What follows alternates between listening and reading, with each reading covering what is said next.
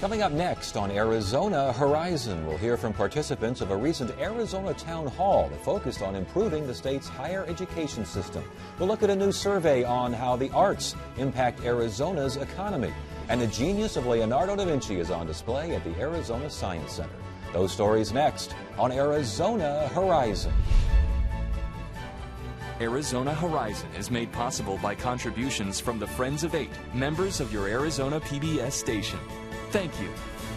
Good evening and welcome to Arizona Horizon. I'm Ted Simons. The latest Arizona Town Hall focused on the state's higher education system and issues ranging from tuition costs to college preparedness. Joining us now are Town Hall participants Rick Myers, Chairman of the Arizona Board of Regents, and Judge Pat Norris of the Arizona Court of Appeals. Good to have you both here. Thank you so much for joining us. Thank you. And let's start with what aspects of higher education were addressed. Give us an indication here. Well, you know, when you look at higher education, it's our 3 universities, it's our community colleges, it's the private institutions of higher education here in the state. And we looked at everything to do about the future of Arizona and how these educational institutions can help create the future and help us in Arizona to realize our potential. I notice one of the questions here, is higher education ready for Arizona's future? What do you think? Well, I think the institutions of higher education are ready. I think the issue is whether we're going to have a student population that will be ready for the education. For example, Ted, right now, it's projected that about 60% of the population will need higher education for the workforce. But right now, we have only about 40% of our population who has that education. So the question is can we develop that population so that they are ready for higher education, and then can higher education then put them in a position for success for the entire state, because it has a lot of collateral benefits. Mm-hmm. How do we do that, especially with some of the challenges regarding tuition and preparedness, other aspects as well? How do you get that train rolling? Well, you know, what we're doing is trying to be innovative and collaborative. The universities are working very closely with the community colleges. We're trying to create new alternative pathways where people can dual enroll and start in the community college and transfer later to the university. We're trying to use technology to bring our costs down. We're trying to give as much financial aid as we can so that we can get access for more people. If we have to get more people in Arizona to achieve their personal potential by getting the education that they can benefit from. That brings to mind a question, and I ask this often when it comes to higher education. When I went to college, my goal was to get a well-rounded education. It wasn't to acquire a particular skill. It wasn't to get particular training, except to wake up each morning and go to class when I'm supposed to, and those sorts of things, which are life lessons that you learn in college. Has that changed, and should that change? You know, that's a very good question. I think there are probably, Rick would know, different schools of thought on this. I think it is quite clear that our workforce is changing, and there needs to be, you'll need to have probably a more targeted professional program or degree to be a success. Having said that, nevertheless, higher education has, I think, a very important role, and I think our town hall participants acknowledge this, that if we're going to have people who are going to be thoroughly invested in our state from a civic standpoint, they cannot be pigeonholed in just, for example, only taking engineering classes or only taking, let's say, nursing classes. They need to have a broader background. And I'd add to that, we live in a very competitive world and a fast-changing world. And as you say, a key part of higher education is becoming a lifelong learner. It's learning how to learn and how to continue to adapt yourself so that you can add value in that changing world. Some of the challenges I noticed, Arizona public institutions of higher education are underfunded. True? Well, I certainly think that we could use more funding. If you look at our 3 public research institutions, right now we get funding from the state, and the state's had tough times, but funding from the state of about $5,000 a student. And that's some of the lowest funding per student in the nation. It's even in Arizona, it's funding that we go back to the 1950s to where we had that type of funding per student. Again, the state struggled, but as the economy's coming back, and I think as we can show that we are the future, that higher education is driving the future that we want in Arizona, I think we can get the legislature and the citizens of the state to invest more back in our community colleges and our universities. If I might add something on that, what's interesting about the town hall experience is it's a very diversified body from all over the state. And on this particular point, you know, we decide these issues, we make our recommendation or report through consensus.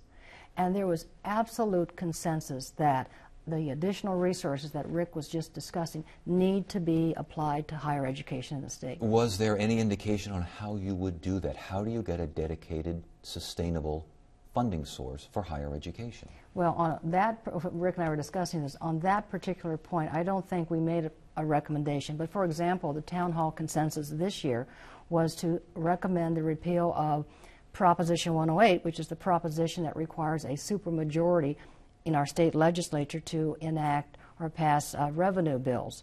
And indeed, not only this town hall has made that recommendation, the town hall 2 years ago made that recommendation, and another town hall 2 years before that made that recommendation. So I think when you look at the diversified people who are attending these events, they are sending a message that that's one place to start. And another place to start would be getting kids better prepared for college once they get out of K-12. Thoughts there? That's something as a society, you know, we need to address. The universities need to do much more in the community colleges with K through 12 to help them solve some of the problems that they have. Right now, 25% of the kids drop out in high school. Half the kids that are left that graduate, only half of those actually are qualified to go to one of our 3 universities. And at the end of the first year, maybe 20% of the kids drop out. So we have a lot of leaks in that pipeline. And the only way we're going to fix those leaks is if we work together, if we apply innovation, and we figure out how we can improve the education outcomes at all steps along the education pipeline. Where does government, where does technology, where do these things factor into these kinds of solutions? Well, government, the issues of funding that Rick mentioned earlier, I think definitely factor in. And technology is truly a major player. Because one of the issues that came up in Town Hall is that we have issues of cost as some would say a barrier to entry, but we also have access. And you know, we have Phoenix and Tucson as the population basis, but we have a huge state with a large rural population. And so the universities now are working with our community colleges to provide more opportunities for online education, to provide for remote degree programs. So I think that is a major initiative that we'll see expand in the next few years. So what do we take from this? What do we take from this report? Where do we go from here? Well, we take from this report that this town hall absolutely believes that Arizona will not realize its potential. We won't have the future we deserve if we don't invest and we don't take advantage of higher education for the people of our state. Give everyone an opportunity to achieve their personal potential. And I think we take from it that we need to make this something that at this point in time in this competitive nation, in this competitive world, that we bring to the forefront. That we absolutely, as a society, talk about, think about, support, so that we can make the changes that are necessary to fix this. Last question. How do you get what he just said to happen? Hard work and individual initiative. I think it requires the spirit of the people who are at Town Hall. They need to go back into their communities, and that's one of the recommendations, is that is the responsibility of each one of us to achieve that. This requires, I think, a bottom-up approach. Bottom line, does Arizona need to be more serious about higher education? I think we're very serious. We need to execute even better than we have. Yeah. What do you think? I think he said it very well. All right. Good to have you both here. Thank you so much for joining us. Thank you. Thank you. Bye-bye. Thank you.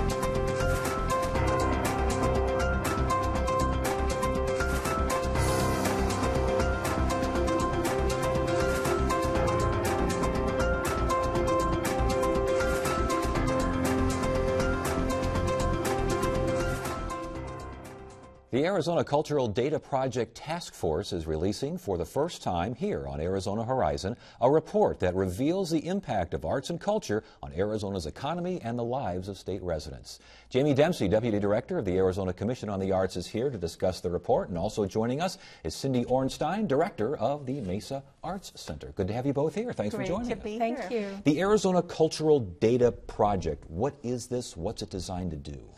Thank you so much for inviting us to talk about the Arizona Cultural Data Project. This project was funded by a consortium of Arizona public and private funders who came together, and they decided that they would engage in this national project which aggregates and provides analysis, opportunities for analysis of data on the arts and culture sector and its impact on Arizona lives and economies. And what did we find here? We had a lot of stuff to look over here, but as far as the report is concerned, just general impact of arts and culture on Arizona. Right. Well, we found out quite a bit because we combined 3 different studies. The Cultural Data Project was the main one. We also had the Arizona Arts Education Research Institute study and Americans for the Arts study. And we looked at them to find out the growth of jobs and businesses in the sector, how organizations are encouraging participation and what amount of participation is happening, and the beginnings of quantifying the economic impact of arts and culture in our state. So what can we find out about the economic impact? What are we learning here? We're learning that it is significant. We're learning what we in the arts and culture sector already had a sense of, which is that the arts and culture sector in Arizona is a significant economic driver.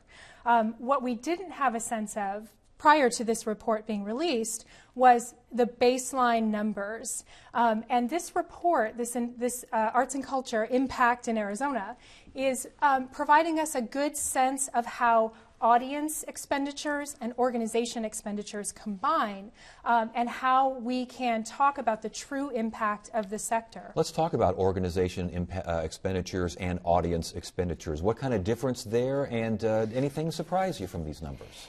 Well, one of the things is that, of course, only about half the organizations in the state are participating so far.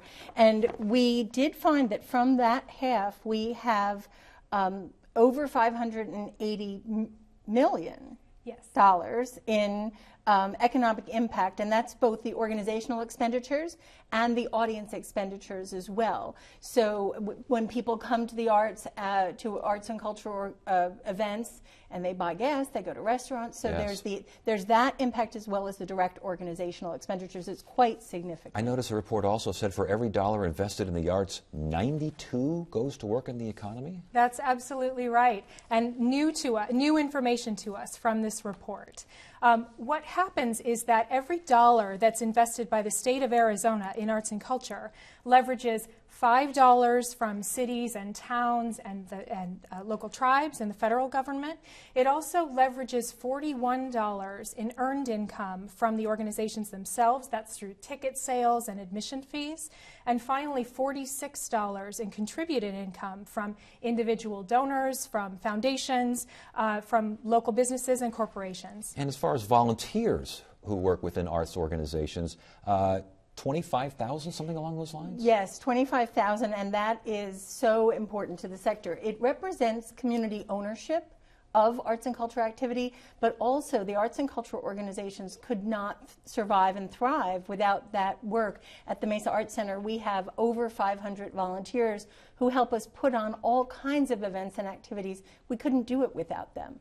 As far as funding for the arts, state funding for the arts, I got a feeling I know the answer. What did the report find?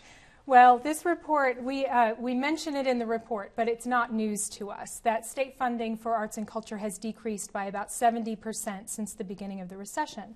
And Arizona ranks 50th in the nation in per capita state appropriations for arts and culture.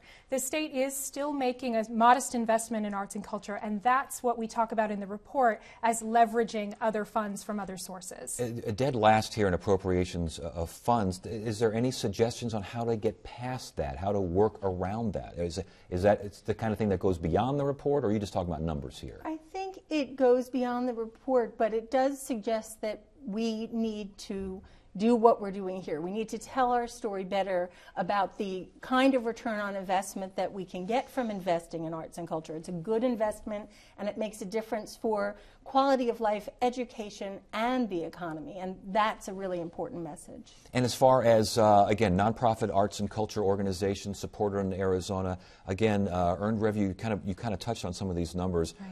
Earned revenue, contributed revenue, pretty much even Steven there a little bit? It swings a couple of points in either direction year to year. What we found out in this report was for the year that was studied, 46% of the revenue to arts and culture organizations, to nonprofit arts and culture organizations, was earned. And so it's about half and half each year. That's how the nonprofit sector works. So what do you want, folks, and you kind of mentioned you need to get some of this information out here. What information is in that report that you think needs to be heard the loudest? I think one thing that's really important is that there were just in this half of the organizations in the state that are participating so far, that there were over 14 million unique visits to arts and cultural organizations last year. And that of those, over 7 million were free, meaning that the state's money is really being invested in making sure that every child, every family has access to arts and culture because it's an essential part of our lives. And real quickly, as someone who runs an arts organization, how much does this help you knowing this information? It's very, very useful. It's very important for us to be able to paint this sort of well-rounded picture, not just dollars, not just quality of life, really the combined picture. Last question. What do you think people need to take from this report? I think that people need to understand that Arizonans value arts and culture. They're participating at really high rates, and that the arts and culture sector is a significant contributor to local economies, to jobs. We show in this report that there's been an increase. There's been an increase in number of jobs and number of businesses, even during the recession, that this is a growth industry. And that Arizonans care and they value what arts and culture brings to their quality of life. All right. Well, thank you so much for introducing the report here on Arizona Horizon. Good to have you both here. Thanks for joining me. Thank you. Thank you.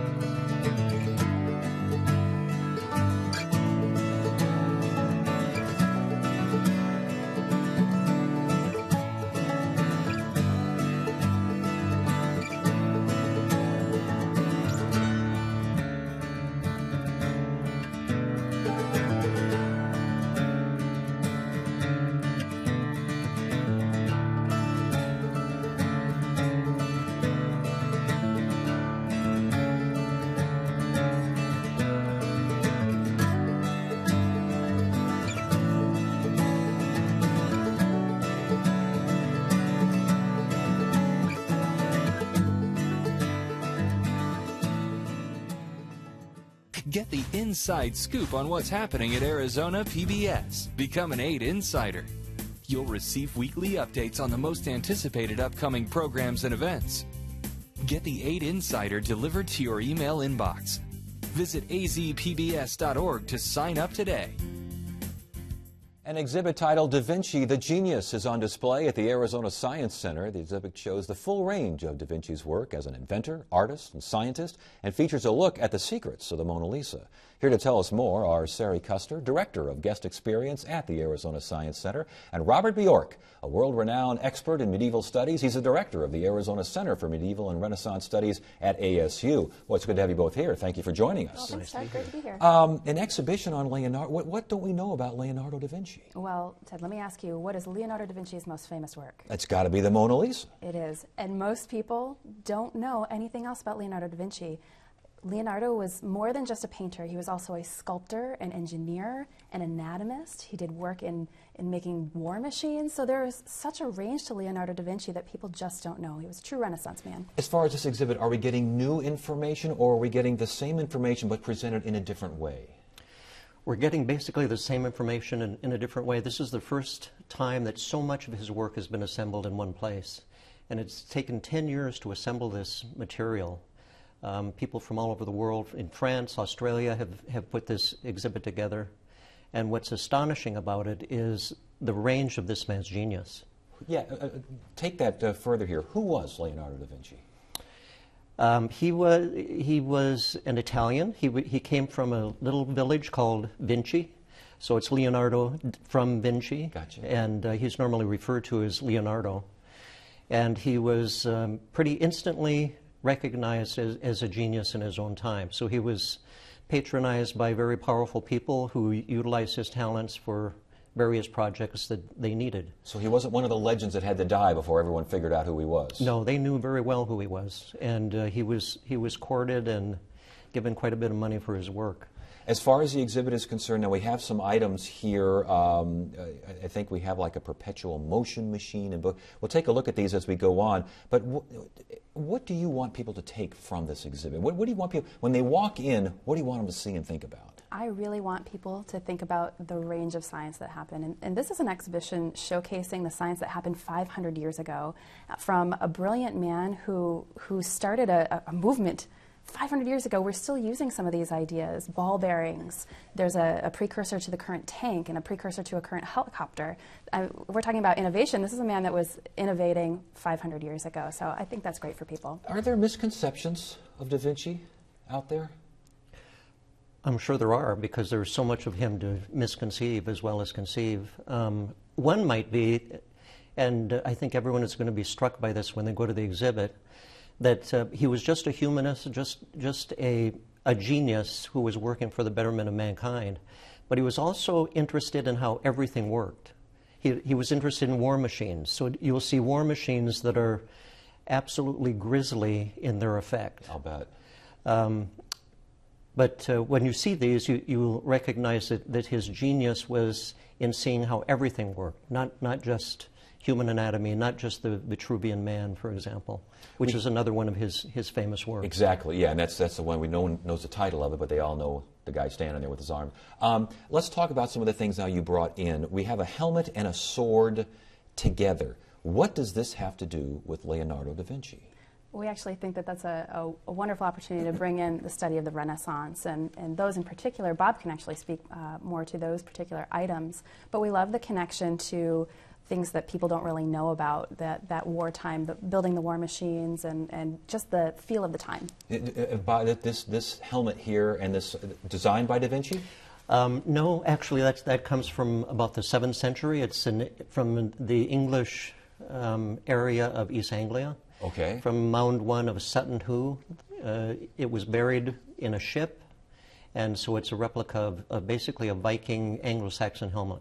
Okay, so that has nothing to do with Da Vinci. It has nothing to do with Da Vinci, but Da Vinci constructed a lot of weaponry, and we thought that this was a good emblem of what he achieved. We also have what looks like old music, like some old music sheet of paper. What is this all about? That's a sheet of vellum. Vellum is sheepskin. In the Middle Ages and early Renaissance, you wrote either on sheepskin, which is vellum, or on parchment, which is cowskin. And this particular item is vellum. It's from about 1375. It's from the feast of St. Agatha, which is celebrated on February 5th, and it's just the beginning of the song, Let Us All Rejoice in the Lord. Well, you do know your stuff, don't you? You are a medieval expert. We have what looks like a wheel, or is this the perpetual motion machine? Is that what we were talking about here earlier? This one is the perpetual motion machine, and it's also a great replica of an example of machines that Da Vinci built. Again, I mentioned that there was a tank. Da Vinci also built helicopters, gliders. He was considered the father of flight. So there was all of this great inspiration that was happening from this man's mind that people wouldn't expect. I mean, that thing, you just look at that and you go, okay, I think I understand how it's not supposed to stop, huh? Yeah, well, we had a chance to see it. Anyway, as far as the Da Vinci exhibit, why do you think he still captures our imagination? Because genius transcends all boundaries, yeah, especially chronological ones. So whether it's Stonehenge or the Taj Mahal or Leonardo da Vinci, you're just stunned by that production. And what kind of response are you getting so far from the exhibit? Oh, people love it. And although Mona Lisa is always the most popular, there are also the secrets of the Mona Lisa that are in there. What is that secret? Can you give us a secret of Mona Lisa? You want me to give away the secrets? That's the best part of coming. All right, But I guess. I can cover a couple with you. You'll learn about whether or not Mona Lisa had eyebrows and eyelashes, whether or not her hands are in the same place, whether or not she's wearing a veil. So I want to know whether or not that's Leonardo da Vinci in drag, which is the one everyone thinks it is. they actually start to cover that too. All right. We cover that in the end. Very good. Hey, it's good to have you both here. Fascinating exhibit. Thank you so much for joining us. We appreciate it. Thank you so much. And that is it for now. I'm Ted Simons. Thank you so much for joining us. You have a great evening.